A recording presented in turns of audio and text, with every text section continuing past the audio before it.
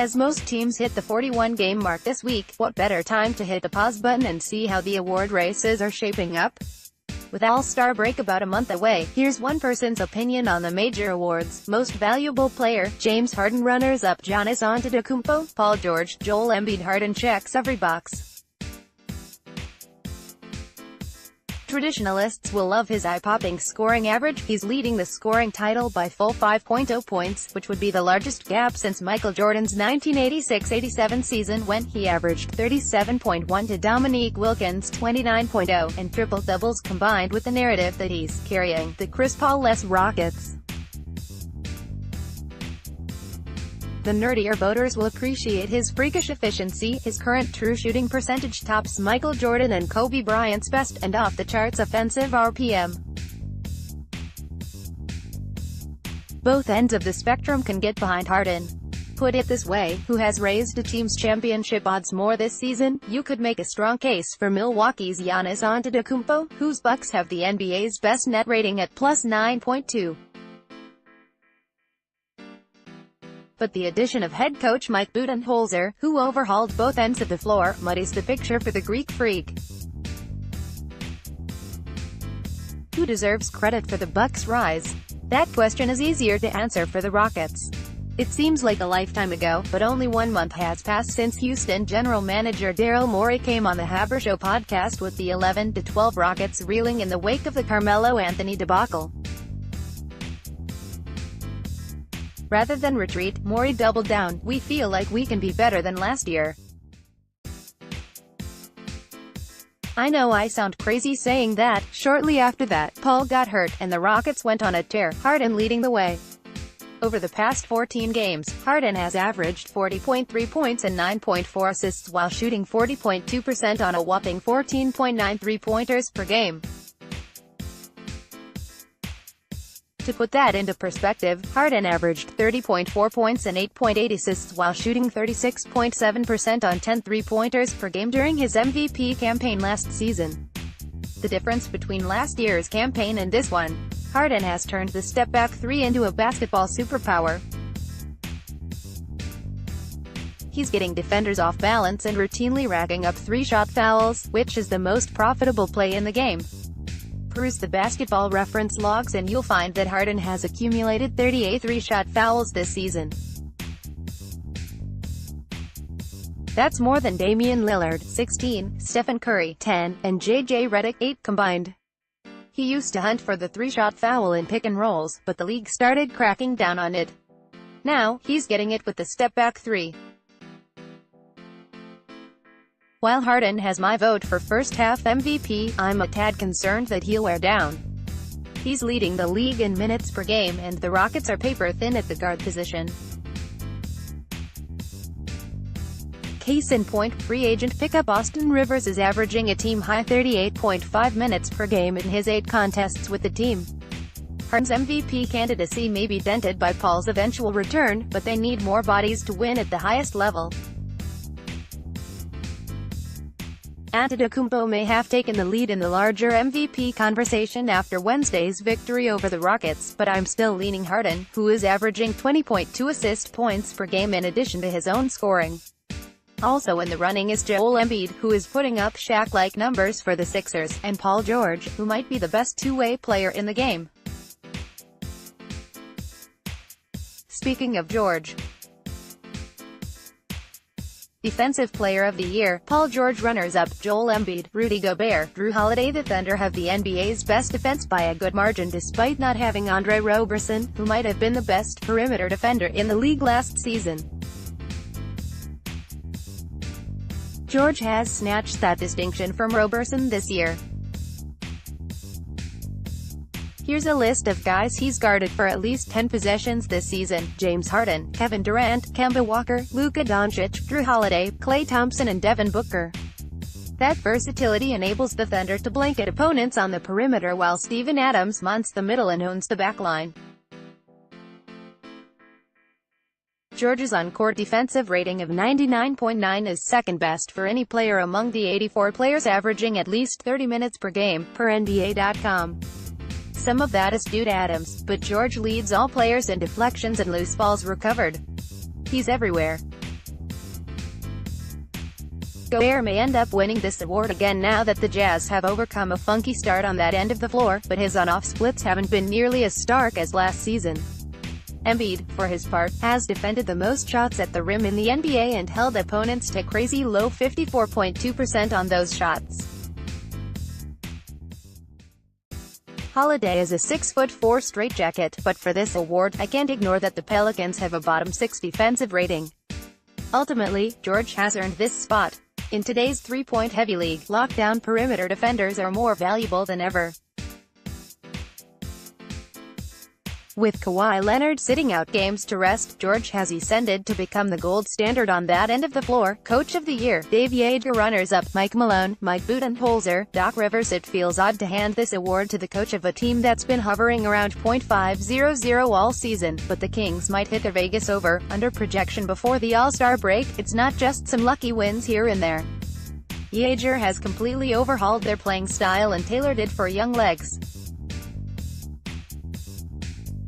Last season, their offensive possessions lasted 15.4 seconds on average, the third slowest pace in the league, per Unpredictable.com.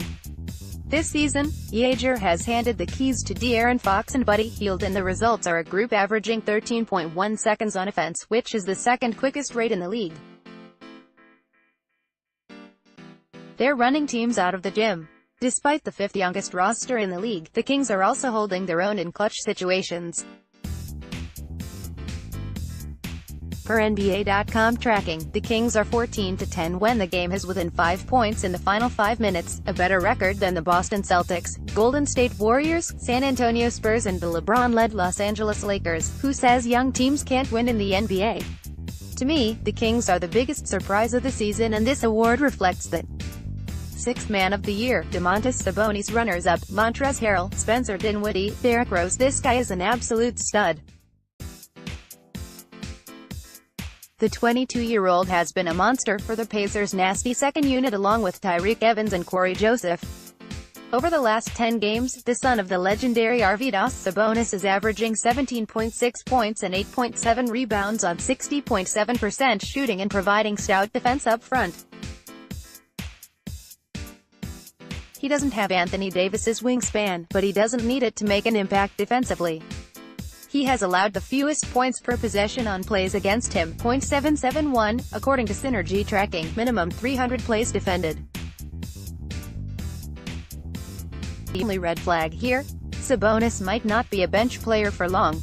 Thaddeus Young just won an East Player of the Week award, but Sabonis deserves the starting gig, and soon.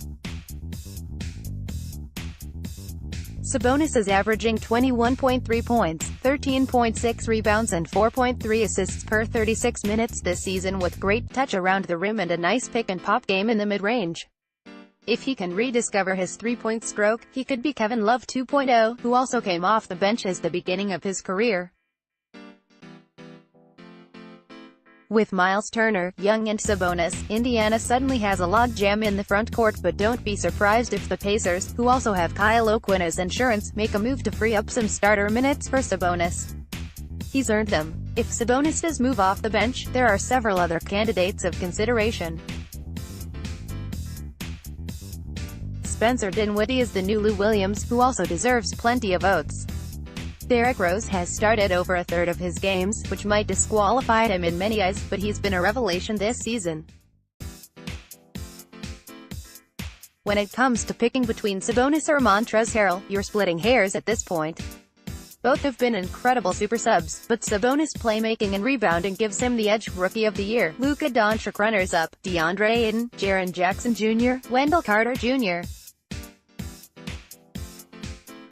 You could make a case here for a few guys in this loaded class and I wouldn't mind. But to me, no one has been more dominant than Doncic, who is the only rookie in the top 50 of ESPN's RPM. As last week's big number illustrates, Doncic, as a teenager, is putting up numbers we haven't seen since LeBron James. Only James Harden tallied more free throws than Doncic in the month of December, which is downright absurd for a teenager. Like Harden, Doncic has used that slow or unathletic label to his advantage, starting and stopping on a dime and capitalizing on the defender's overeagerness to draw fouls. Doncic's expert tempo and court awareness has more than made up for a perceived lack of athleticism. Only 6.6% of Doncic's two-pointers have been blocked this season, per PBPstats.com, which is lower than that of leapers like LeBron James, 7.0, Giannis Antetokounmpo, 8.0, and Andrew Wiggins, 8.8%, and nearly half that of Zach LaVine, 13.6. In any normal year, Aiden, Jackson and Carter Jr. could win, but not when Doncic is averaging 19.8 points, 6.7 rebounds and 4.8 assists for a team that holds a positive point margin. The seemingly slow Doncic has picked up the NBA game mighty quick. Most Improved Player, De'Aaron Fox runners-up, Pascal Siakam, Monty Morris, Thomas Bryant. Oftentimes, Most Improved Player is misinterpreted as Most Minutes Improved Player, but you can't say that about Fox, who is just plain better than he was last season. The 21-year-old went from averaging 11.6 points, 4.4 assists and 2.7 free throw attempts per game last season to 18.0 points, 7.3 rebounds and 5.3 attempts per game this season. He's only playing 3.9 more minutes per game. Usually, we see turnovers soar with the larger burden, but not in Fox's case. There's some pace inflation in those stats because of the Kings' new run-and-gun offense. But you know who makes all that possible? That's right, Fox. Despite only playing 31.7 minutes per game, he's 6th in the NBA in total transition points, per Synergy Sports tracking, while also helping Buddy Hield rank 2nd on that same list. This season, Fox has posted a higher player efficiency rating, 19.0, and win shares total, 3.0, than his draft classmates Jason Tatum, Donovan Mitchell, Lonzo Ball and Kyle Kuzma.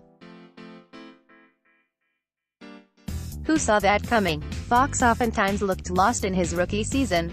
This year, Fox has often looked like the best player in his class. That's improvement. Some feel that sophomores shouldn't win this award because improvement is almost expected after a rookie season. If that's your philosophy, then Siakam is your guy. The third-year forward has become a go-to scorer for the Toronto Raptors, who have gone 8-2 without Kawhi Leonard this season in no small part because of Siakam's continued improvement. Denver's Monty Morris and Washington's Thomas Bryant were G-Leaguers last season but have rescued their teams with their stellar play this season at the NBA level. A month ago, league executives were curious. Does Fred Hoiberg's firing in Chicago mean Tom Thibodeau's days in Minnesota are numbered? Minnesota owner Glenn Taylor, as Thibodeau's boss, was the only one could answer that truthfully. At the time, a Hoiberg-Wolves reunion seemed far-fetched. After a long, drawn-out saga, Jimmy Butler was finally traded to the Philadelphia 76ers. The move appeared to buy Thibodeau time to prove he could turn things around with newcomers Robert Covington and Dario Saric, but after 27 games without Butler, Taylor apparently had seen enough. Thibodeau was let go as both coach and president of basketball operations on Sunday. The latter wasn't a huge surprise. Thibodeau seemed hell-bent on reassembling Bulls teams of the past. See Butler, Derrick Rose, Taj Gibson, Luol Deng, Aaron Brooks and John Lucas III. Alas, the Thibodeau era in Minnesota is over after less than 3 years. The firing came at a puzzling time. Forget the fact that on Sunday night, the Timberwolves had just pummeled the Los Angeles Lakers, a team in the thick of the West playoff race. The real story here is that the Wolves had finally become a Thibodeau team. They ranked 10th in defensive rating since trading Butler, a fact that surprised many across the league who were expecting Butler's defensive impact to leave a crater. Covington, it turns out, is still underrated. While the team's offense also looked more stable without Butler, the emergence of Karl Anthony Towns as a defensive anchor stood out. In part because of Towns, the Minnesota head coaching gig remains still incredibly appealing. With Towns as the face of the team following Butler's departure, the Timberwolves have gone an impressive 15-12 in the Western Conference. In those 27 games, the Kentucky product has averaged 23.3 points, 13.1 rebounds, 3.5 assists and 1.9 blocks per game. The last player to post at least those numbers for a full season? Minnesota's Kevin Garnett in 2003-04, per basketball-reference.com tracking.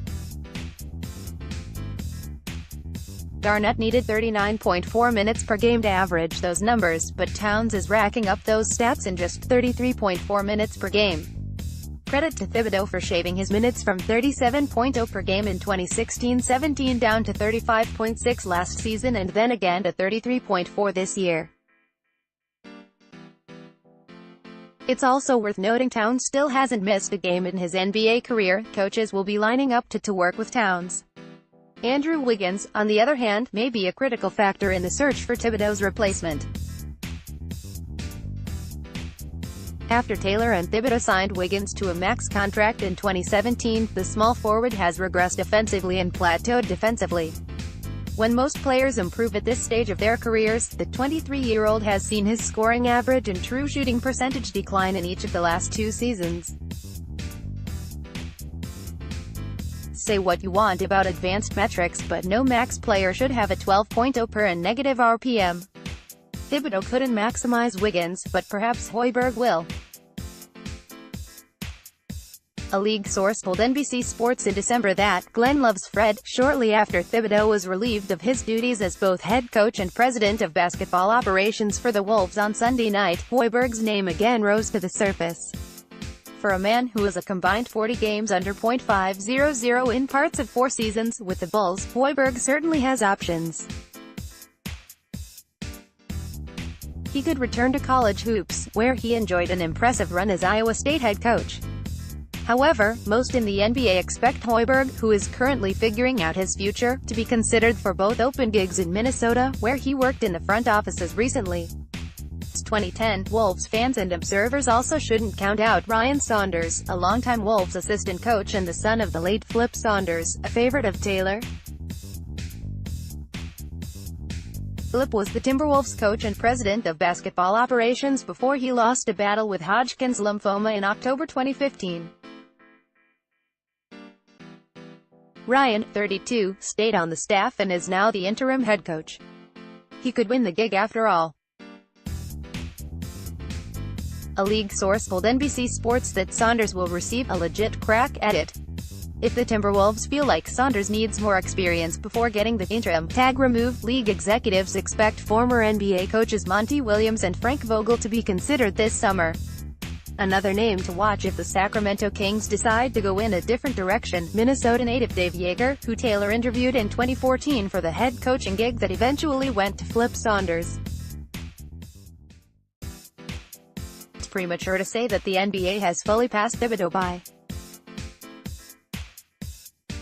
Because of the post-Butler turnaround, he'll likely still have a shot to be a head coach again in today's NBA. But his time in Minnesota is officially up. Maybe Hoiberg replaces him again. After Sunday's surprising news, we're one step closer to that becoming a reality. The clock almost hit midnight on June 30, 2015 when Anthony Davis tweeted his contract announcement with the Davis had just inked a 5-year, $145 million extension and posted a photo of him standing with his agent, Thad Fouché, New Orleans coach Alvin Gentry and New Orleans GM Dell Demps. It was a moment of celebration for the Pelicans franchise. The future seemingly looked bright. They made the playoffs in year 3 of the Brow era, improving each season in the win column. They had poached Gentry from the champion Golden State Warriors bench. Most importantly, Davis was in. But that's really when the clock began to tick on Demps and the Pelicans organization. This was their opportunity to prove that Davis, now 25, should spend his prime years and beyond in New Orleans. This coming summer, Davis will be eligible to sign a 5-year, $239 million Supermax extension with the Pelicans, if the Pelicans choose to offer it. But New Orleans' financial advantage may not be an advantage at all. "I'd take legacy over money," Davis told Yahoo Sports recently. "The Sharks are circling. LeBron James made it known he'd love to play with him in Lakerland. The Boston Celtics have loads of assets to dangle, though a trade offer will have to wait until this summer due to a CBA quirk. the Golden State Warriors would surely be interested, per ESPN's Zach Lowe, if he became available. And you can never count out Houston, who can put Clint Capella on the table starting January 15th. As one general manager told NBC Sports, "It seems like 29 teams are in the 80 chase. You can include the Pelicans on that list and make it 30, *****. New Orleans got lucky on May 30, 2012. That night on national television, NBA Commissioner Adam Silver revealed that New Orleans, then called the Hornets, now the Pelicans, won the draft lottery over the Charlotte Bobcats, now Hornets. Confusing, I know, it was a stunner. New Orleans had the fourth best odds at winning the No.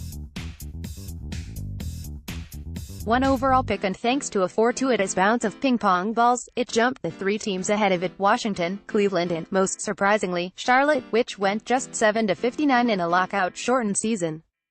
With just a 13.7% chance, New Orleans won the day. "Obviously, we're very excited," Demps said that night. "This is a great day for the city of New Orleans, our fans. This is the start of a new beginning." Demps and the rest of the NBA knew Davis was a game-changer, head and shoulders above the rest of his 2012 draft class. Draft Express once described Davis as the most impressive blend of athletic tools we've seen in a big man prospect in our 9 years evaluating the NBA draft. For a tiny city like New Orleans, this was hitting jackpot. New Orleans is the smallest of the NBA small markets, according to Nielsen TV Designated Market Area Research, ranking 51st among United States cities. By pure market size, New Orleans shouldn't have an NBA franchise. Albuquerque, New Mexico, Grand Rapids, Michigan, and Harrisburg, Pennsylvania, are more deserving of a franchise from a TV market standpoint. For the franchise in the smallest of small markets, the best big man of a generation fell into its lap. What did they do with that lottery ticket? Not much. Let's say you hopped into a time machine and traveled to the morning following that 2012 draft lottery and asked NBA fans to make a prediction: who would have a better record over the next 7 seasons, through the 2018 calendar year, New Orleans or Charlotte? Those fans would probably say New Orleans, right? They just landed the brow. And Charlotte just went 7 and freaking -59. But take it a step further. Guarantee that Davis stayed with the team through 2018. Guarantee those NBA fans that Davis would become everything they imagined and more. Tell them that Davis would average 23.8 points, 10.5 rebounds and 2.4 blocks in his NBA career before hitting his prime. Tell him that he would own the 3rd highest player efficiency rating among all players since he entered the league. Only LeBron James and Kevin Durant rank higher. Tell them that, despite the occasional gripe that Davis is injury-prone, he'd play more games over the next 7 seasons than other superstars like Durant, Kyrie Irving, DeMarcus Cousins, Chris Paul, and Blake Griffin. Don't stop there. Tell those NBA fans that Charlotte, coming off the worst season ever, would select Michael Kidd-Gilchrist and he'd become a solid role player, who, by 2018, would be a full-time reserve. Now ask them, knowing all that, which team through 2018 would have a better record. Imagine their faces when you tell them that Charlotte, not New Orleans, is the correct answer. Since that 2012 lottery, Charlotte has gone 235 to 293.445 win percentage, for basketball-reference.com, and reached the playoffs twice. The Pelicans have gone 235 to 295.443 since lucking into Davis. They've reached the playoffs the same number of times and gotten past the first round once. Charlotte is one of 20 teams with a better record than New Orleans since he entered the league. The question is, why? The Pelicans swept the Blazers last postseason, but aside from that brief moment in the sun, the events over the past 4 months must be nauseating for Pelicans fans. In September, Davis fired his New Orleans-based agent Fouché and hired LeBron James's agent Rich Paul. Then, in an October profile in Sports Illustrated, former NBA Commissioner David Stern took a shot at Pelicans brass when discussing how the Chris Paul trade fell apart in 2011, calling Demps a lousy general manager, and he may lose Anthony Davis, with Davis rumors swirling, the Pelicans swiped back at the former de facto owner of their franchise and defended their longtime decision-maker with a public statement. "We are very disappointed to read the inappropriate and inaccurate comments from the former NBA commissioner regarding the New Orleans Pelicans. Our organization has the utmost confidence in our general manager, Dell Demps. He is part of our family, the NBA family.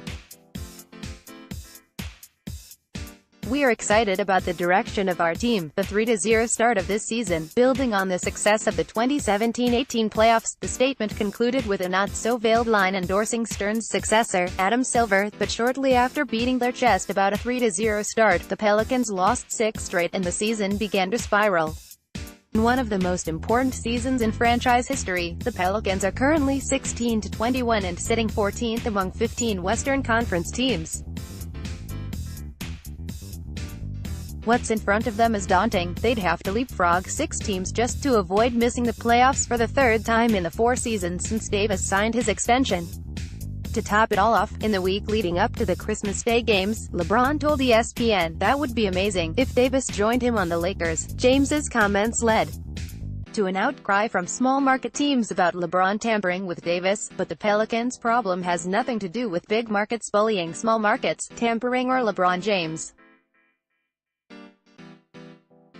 It has to do with a team stumbling upon a winning lottery ticket and having little to show for it. The Pelicans have tried to put talent around Davis, starting with Eric Gordon in 2012. Gordon was supposed to be Davis's first co-star before injuries and early disagreements with the front office marred his future in New Orleans. Demps then acquired Drew Holiday and DeMarcus Cousins. When healthy, Holiday has played at an all-star level and Cousins flourished alongside Davis in 65 games as a Pelican. Demps also made a shrewd trade for Nikola Mirotic and added Julius Randle on a team-friendly deal this past summer, but as is so often the case in New Orleans, Davis's supporting cast largely ended up sidelined for long stretches. These things can be subject to random variation. Some years, you're healthy. Some years, you're banged up. The Pelicans have been routinely banged up for years, with Davis's name churning through the rumor mill. The microscope is firmly on the Pelicans now, and the long collection of injuries, coupled with the disagreements stemming from those injuries, do not paint a rosy picture. Last season, the Pelicans suffered the most player games lost due to injury, per an InStreetClothes.com analysis, costing the team nearly $30 million in lost salary. The season before that, they ranked 3rd last in games lost due to injury. The season before that, they ranked dead last again. Over the last 5 seasons, the Pelicans have lost the 2nd most games due to injury or illness. Only the Sixers have fared worse over the last 5 seasons, which has been well chronicled. This pattern isn't a total anomaly if you ask rival team executives, who have long chided the Pelicans' medical team for being run by football guys instead of those who have experience in the NBA. Fair or not, the Pelicans are fighting against a league-wide perception. The organization only cares about the Saints, one league exec told NBC Sports. Run by the Benson family, the Pelicans are one of 3 NBA teams whose primary ownership group also owns an NFL franchise.